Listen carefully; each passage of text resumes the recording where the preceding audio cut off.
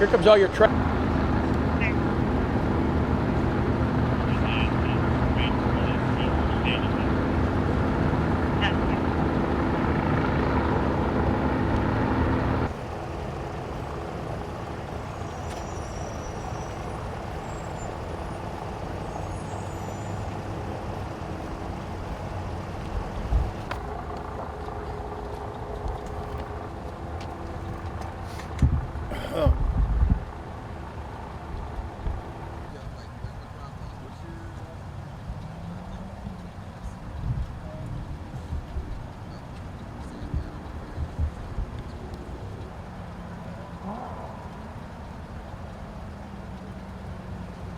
What if they found?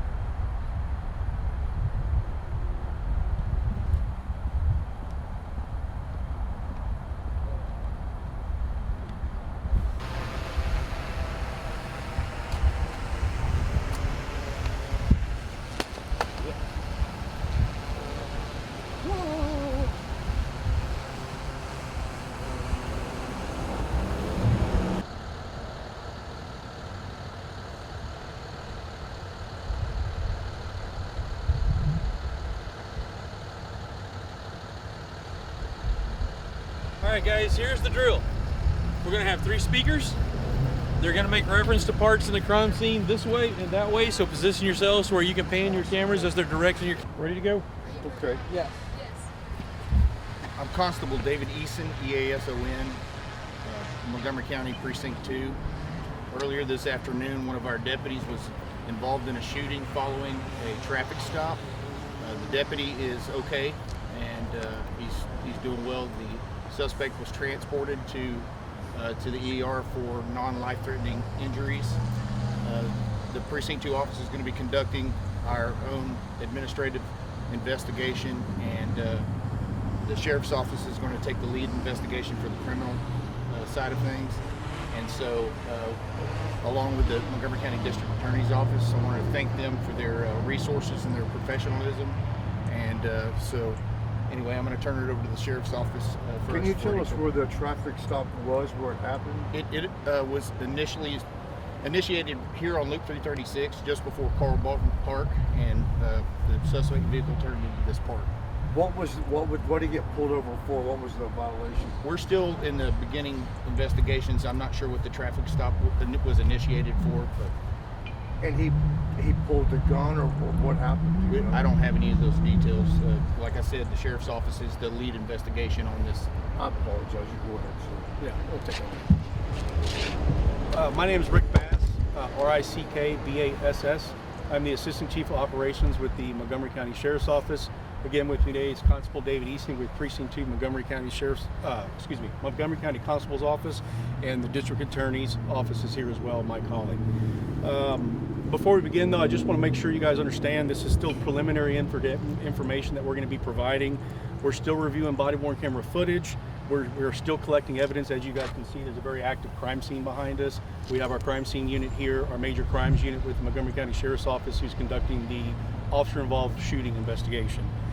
We still have to interview the deputy involved, which we'll talk about here in a second. He was transported to an area hospital for evaluation, so we haven't been able to talk to him yet, which is an important part of this investigation, so we can only release so much at this time. At approximately 12 hours, Precinct 2 deputy with the Constable's Office, Montgomery County Constable's Office, conducted a traffic stop at the 2835 South Loop 336, right here in Conroe, Texas.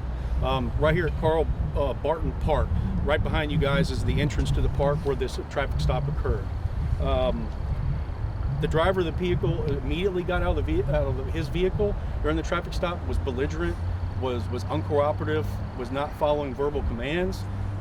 That confrontation between the deputy, and the suspect in this case resulted in an officer-involved shooting. That confrontation escalated. The deputy fired 3 shots. One of those shots hit the suspect in his left hand. Once the firearm had been discharged and the shots were fired, the suspect then re-entered his vehicle and drove right down here where you see the crime scene going on. From there, he exited his vehicle and fled on foot. The constable's office had additional deputies that responded, were able to take him into custody without any type of further altercation at that time. The suspect sustained a gunshot wound to his left hand. He's being treated at an area hospital. He's in stable condition. He went through surgery, and these are non-life-threatening injuries. The deputy is a 4-year deputy with the Precinct 2 Constable's Office. He also was transported to an area hospital where he suffered from for evaluation. The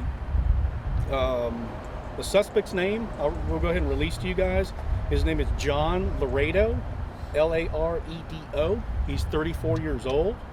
He's got a prior history for assaults and narcotics charges, and right now he's still being considered for multiple charges, which I'll go ahead and let the DA's office speak a little bit about.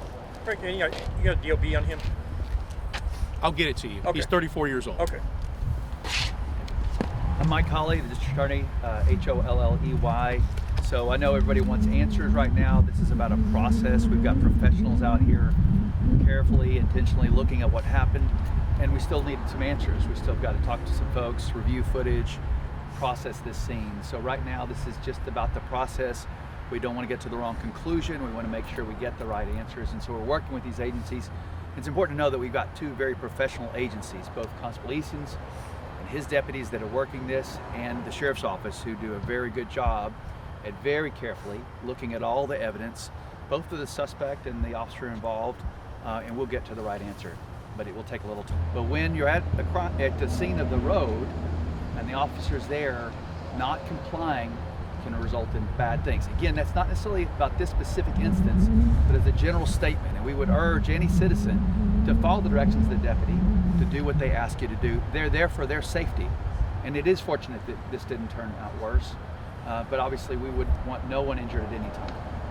So there's no indication of what was the actual spark that led to the deputy or the constable having to discharge his weapon? It happened immediately.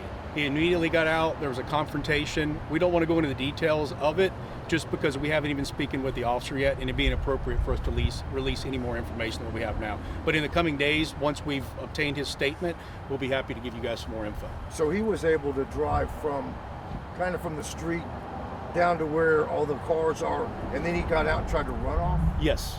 After the shooting occurred here, probably what you'd say 100 yards, 200 yards away is where he drove to, where he exited the vehicle. The deputy asked for additional units to check by. Those units came by and helped out. Once the supporting units got here, they were able to take him into custody, probably within, if you can see his vehicle here, 50 yards of where his vehicle is at. Was there some sort of game going on? There was a baseball game going on at the time. Was that impacted or affected at all by this? Do you know? No, like nothing happened. Well, that's what my next point was going to be. It ended up being a nice day during this time. Talk about just grateful that this didn't end up worse with the suspect driving through the park, the constable having to, do all these things. Just the relief, I guess, that might exist. Absolutely. I think the constable could probably speak for that too, that they're relieved that this didn't escalate to be worse than it was.